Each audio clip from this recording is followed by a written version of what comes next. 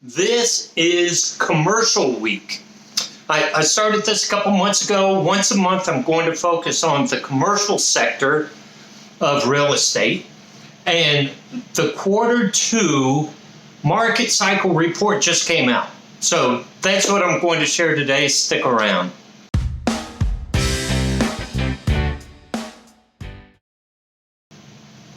Hi, welcome back. My name's Joe Brown.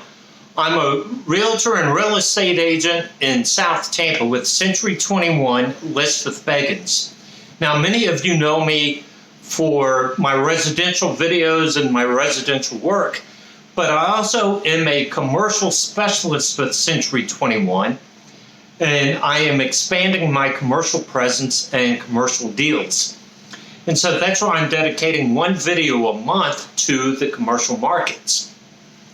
So many years ago, going back to the 1990s, Dr. Glenn Mueller at the University of Denver developed the market cycle for commercial real estate. And he publishes, and his group publishes once a quarter, the market cycle. And I'm going to share some of those graphics with you. But look, it's all about supply and demand. So let me show you just this first graphic so you can see the flow, right? So you can see there's this curved graph numbered from 1 through 14 or 15, I forget. But there you see how the numbers progress. They go up and they go down.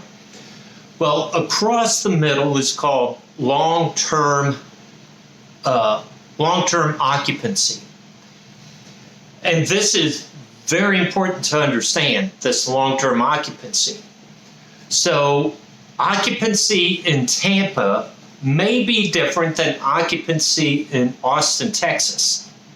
And occupancy in office market is different than occupancy in retail market. So Dr. Mueller's group looks at those individual occupancy rates by sector, by metropolitan area. So Dr. Mueller's report focuses on 54 metropolitan areas. So, and I'll dig into this a little bit more when we talk about the different sectors. But looking at this graph, you can see we come from a recovery to an expansion to hypersupply to recession. And this is all driven by supply and demand. So here's the thinking. So once a sector reaches long-term occupancy, right? So that means we're at that number that historically we're at. If it's 95%, 92%, right? We hit that number, which is the historical occupancy. Then developers say, we need more space because the demand is there. And so they start building. Well, here's the issue, right? Building takes time, 18 to 24 months, depending on the size of the project. Well, you know, a lot can change in 18 to 24 months. And so the supply lags the demand. So developers see that there's a demand for projects, they start building, and it takes a while to complete. Demand can shift to where we go into oversupply, hypersupply. We now have more supply than we do demand. And that curve kind of indicates the rent, not so much the rental amount, but the renting power, right? If there's a lot of demand, very little space to be occupied, then the landlord can charge more rent. But as more space becomes available in the hypersupply area, then rents will come down. And it gets to the point that there's less demand than there is space, and we go into a recession. But then that recession cycles back around and becomes a recovery stage once that demand builds up. It's important to note, too, that a sector in a metropolitan area does not necessarily move in a linear fashion, meaning we don't go from 10 to 11 to 12 to 13. We could move from 10 to 13 and then back to 11, depending on supply and demand. So that's what I just shared with you is the graphic for the market cycle. So let me share with you first the office cycle, right? And you'll see, let me put office cycle up. So here you see the office cycle for all 54 metropolitan areas. And you can see Tampa is listed at 6, which means Tampa is now at its long-term occupancy. And so looking at this graph, you say, oh, the office market in Tampa is going to expand.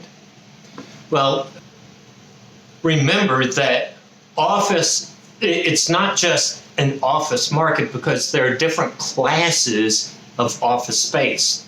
A brand new building with the best amenities, best construction, that is Class A space.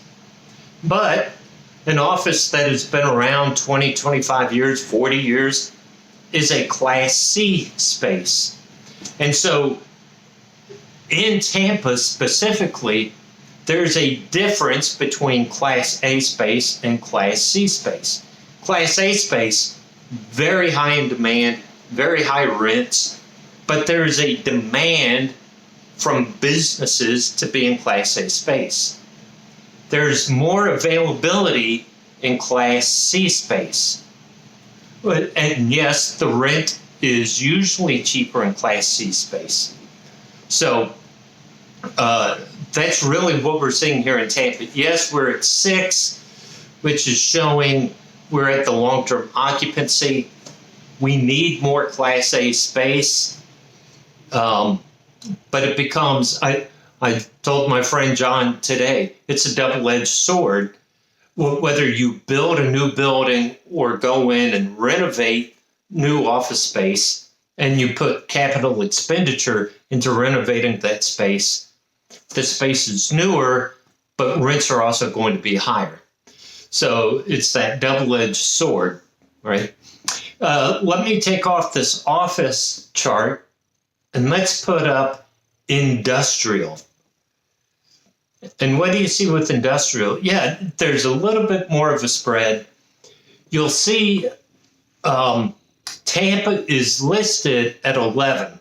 So we're beyond the long-term occupancy. So that means we're really have very low vacancy. Asking rents for industrial space is very high. And then it's a matter of the demand. Is the demand going to continue to be there? I see just because Tampa is a port city, we may need more warehouse for the supply chain issues that the country is facing. This is really an area we have to keep track of.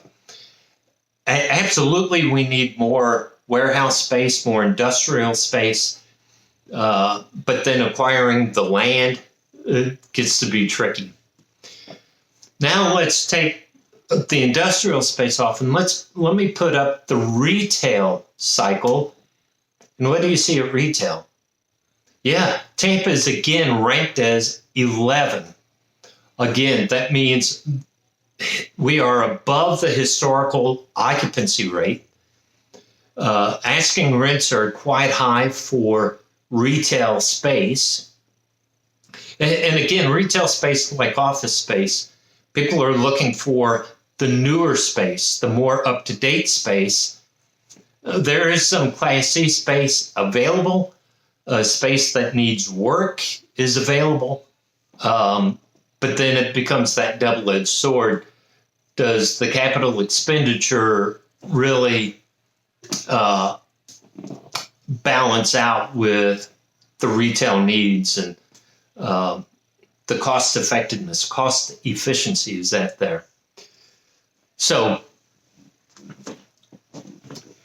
I hope just seeing these graphs and where Tampa falls in relation to the other 53 metropolitan areas, I hope that was insightful for you.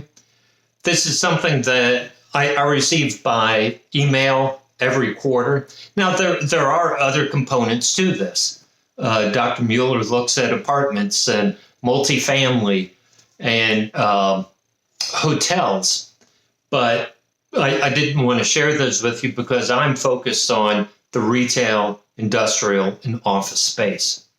So listen, if you are a business owner or you know business owners that are looking for space or looking to either rent their space, sell their space, buy space, please share my contact information with me.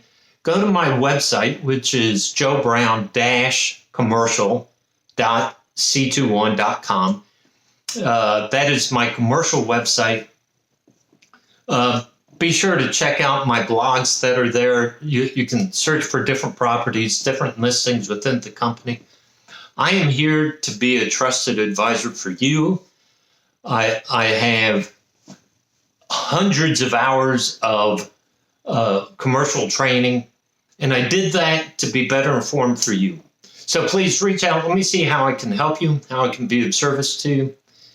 And until next week, take care.